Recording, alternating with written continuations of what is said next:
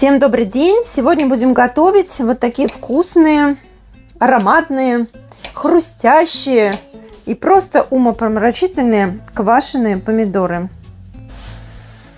Мы обожаем их всей семьей. Они получаются в меру соленые, в меру кисленькие. Ну, просто как из бочки. Невероятной вкусноты. У меня вот стоит банка, ведь мы ее уже почти доели. Я квасила эти помидоры где-то месяц назад. Квасила их зелеными. У них потрясающий аромат. Они в меру кисленькие, в меру такие подгазированные. Ну, в общем, очень вкусные получаются. Вот я сейчас сходила в теплицу, собрала, так скажем, последние помидоры урожая в этом году. У меня здесь есть и зеленые, и бурые. Вот. И сейчас будем с вами их заквашивать. Процесс будет происходить, так скажем, в два этапа. Первым этапом мы их заложим, потом должно пройти время, они подквасятся, и потом их нужно будет убирать в холодильник. Итак, сейчас мы сложим помидоры все в ведро. Я тут подготовила специи. У меня листья хрена, укроп вот такой стеблевой. Если нет, то можете взять семена укропа, тоже подойдут. Листья смородины и листья вишни. У меня тут несколько листьев вишни. Я буду консервировать в 5-литровом вот таком пластиковом ведре. Можно делать в 3-литровой банке или еще в большем объеме. Можете сделать для эксперимента в литровой банке. На самом деле, пока с вами разговариваю, они так пахнут, что прям хочется попробовать. Ем все-таки я помидорчик.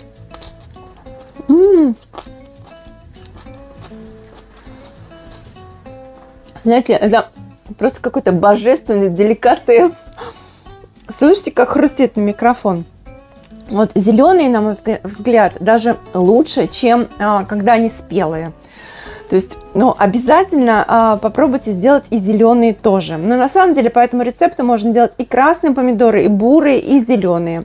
Можно даже все вместе положить, просто у них будет разный срок готовности. Я почистила головку чеснока. Подробный список составляющих будет в описании к видео, как обычно на моем канале. Итак, в ведро начинаю укладывать чеснок. Я положу 2 остреньких перчика. Причем сделаю у них надрезы, чтобы они лучше как бы отдавали горечь свою. Ну, этот этап можно пропустить, если вы любите не острое. И теперь на дно емкости укладываю листья хрена. У меня, смотрите, какой ажурный хрен. Другого не было, уже осень. Кто-то его поел. Вот. В общем, весь какой был хрен, весь сорвала. Дальше укладываю несколько веточек укропа. Листья смородины. И листики вишни. В принципе, если у вас нет листьев смородины и вишни, ничего страшного, можно обойтись и без них. И теперь я мою помидоры. Я буду делать из вот таких бурых и зеленых. И начинаю укладывать их в ведро. Вот смотрите, для ускорения процесса большие помидоры зеленые можно порезать пополам и даже на четвертинки. Тогда они у вас проквасятся быстрее. Помните вот эта банка, которую мы уже съели, я вам показывала? Там я доставала из нее сразу половинки. Ну, потому что я половинками и делала. Более того, если вы будете делать это в стеклянной банке, то вот кусочки, они лучше укладываются, больше их помещается. Вот эти хвостики лучше снимать, они нам тут не нужны. И вот видите, я даже нарезаю на четвертинки. Тогда поместится вообще очень много. А вот пришел кот, который всем не нравится, что он на столе сидит. А это не стол, это его законное место. Значит, что касается бурых помидор, их лучше не нужно резать, потому что они уже мягкие. И ну, они будут плотнее и более хрустящими, если останутся целыми. Что касается красных помидор, да, или вот которые такие, ну, как бы на грани, да, вот, во-первых, смотрите, вот с такими дефектами лучше не класть. Компот, брысь отсюда. Знай свое место. У тебя место вон там, да, по столу ходить нельзя. Вот. А что касается вот таких вот, то кладем целиком. Красненькие, как я сказала, тоже можно положить. Мы их положим сверху, потому что красненькие быстрее всего приготовятся. Я наполнила свою емкость помидорами. Как и говорила, вниз положила зеленые и бурые, сверху у меня красные. Теперь нужно сверху закрыть это листом хрена. Смысл в том, что у нас помидоры не должны оставаться как бы на поверхности, а должны будут сейчас быть закрыты все рассолом, который мы и сделаем. Теперь делаем рассол. Из расчета на 1 литр мы кладем 3 столовые ложки соли без горки. Соль должна быть не йодированная, обычная. И туда же 1 столовую ложку сахара. Воду я наливаю из-под крана, потому что я живу в частном доме, у нас своя скважина. Конечно, в городской квартире из-под крана воду набирать не нужно. Возьмите тогда бутилированную воду или колодезную откуда-нибудь привезите. Ну, бутилированную можно. Вода у нас сырая, мы ее не кипятим, ничего с ней не делаем. И заливаем наши помидоры. Воду я развела в бутылке для того, чтобы понять литр, да, сколько у меня уйдет жидкости. Ну и так заливаем. Мне вот сейчас, очевидно, понадобится еще, конечно, 1 литр на 5 литров. Да? Так заливаем, чтобы вода покрывала помидоры. Водой я залила до конца, и чтобы обеспечить прижатие, я вот кладу еще тарелку. То есть нам важно, чтобы все помидоры были под рассолом. Закрываю крышкой и ставлю в теплое место, ну как в комнатную температуру, не то что прям в теплое место, а при комнатной температуре. Да, причем крышку я закрываю не до конца, а как бы оставляю ее приоткрытой, потому что будет бродить. И нужно поставить на какую-то либо тряпочку, либо блюдце, либо тарелку при комнатной температуре примерно на 7-8 дней. И через 7-8 дней мы с вами откроем, я покажу, что тут получилось, произведем еще определенные манипуляции и оставим дозревать наши помидоры. Вот так на тарелочке они у меня будут стоять, вот здесь прямо на кухне, и я буду за ними наблюдать. Если вода вдруг вытечет сильно, можно долить просто воды. Прошло у меня 5 дней, и давайте откроем, посмотрим, что у нас получилось. А получилась у нас вот очень такая хорошая с точки зрения демонстрации вещь. Видите, у меня тут плесень. Просто как раз вот в комментариях часто спрашивают, и люди пугаются, когда получается такая плесень.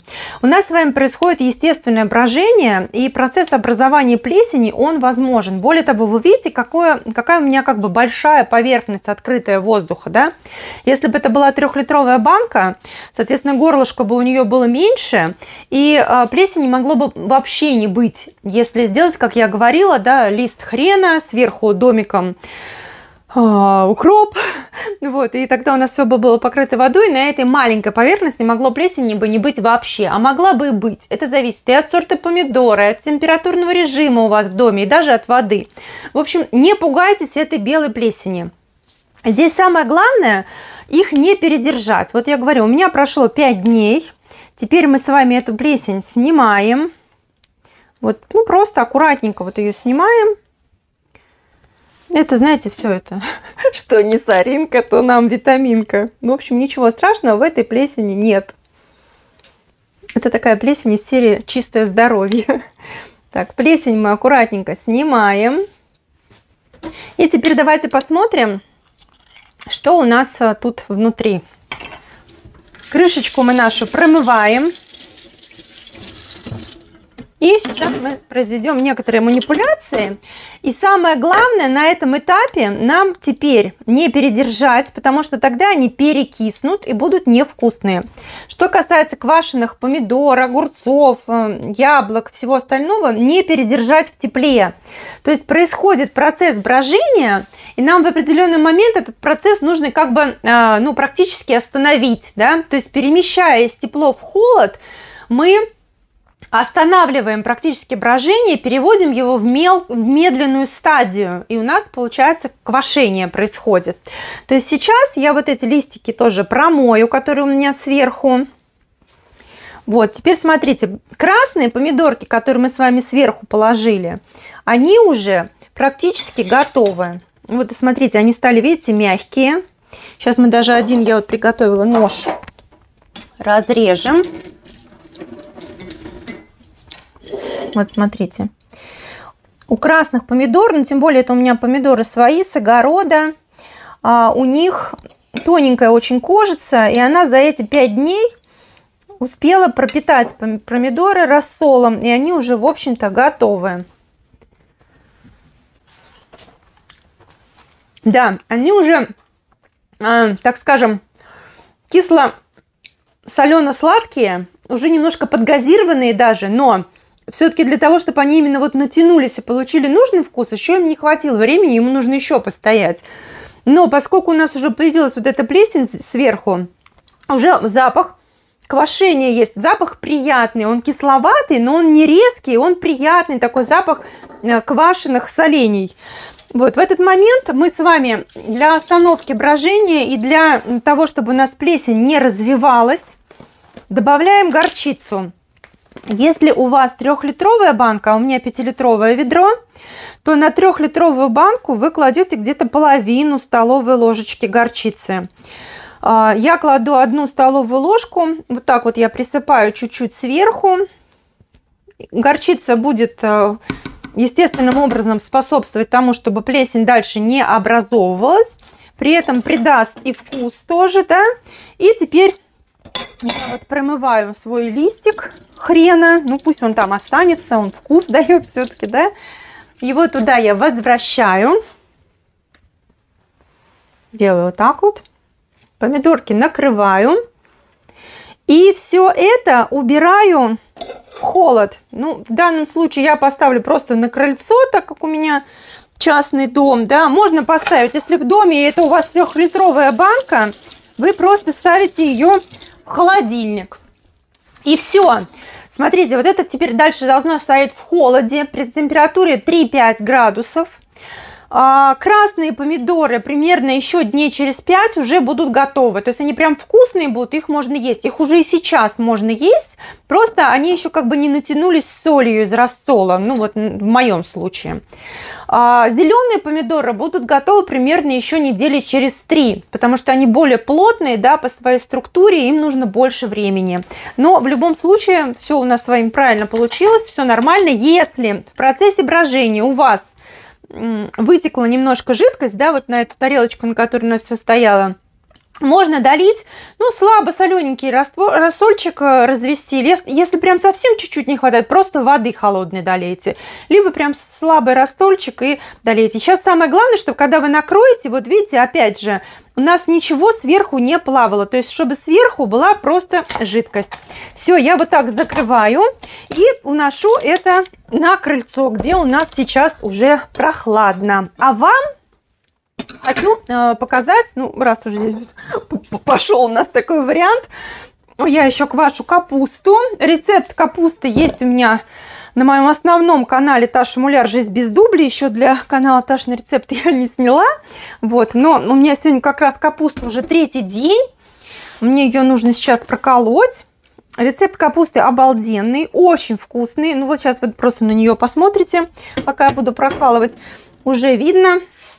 Конечно, вкус вы почувствовать не можете, но запах и хруст я вам сейчас изображу. Ой, это потрясающая капуста. Вообще, она 3 дня, но она уже очень вкусная. Она получается вот такая прямо чуть островатенькая, тоже подгазированная, в меру сладкая, в меру соленая, ну просто супер. И я здесь еще среди нее раскладываю вот такие, видите, прямо кусочки кочана. Их потом очень приятно есть листиками. Вот, так что переходите на рецепт. Этот рецепт получается у всех. Он очень простой. Мне в свое время дала тоже одна из подписчиц. Мы уже несколько лет по этому рецепту делаем. И очень многие мои подписчики приготовили по этому рецепту. Все благодарят и всем очень нравится.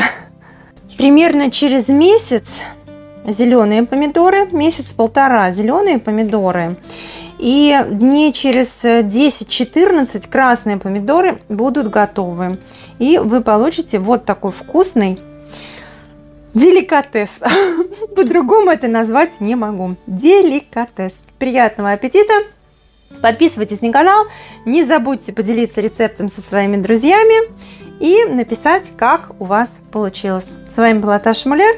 До новых встреч на канале Ташины рецепты. Приятного аппетита!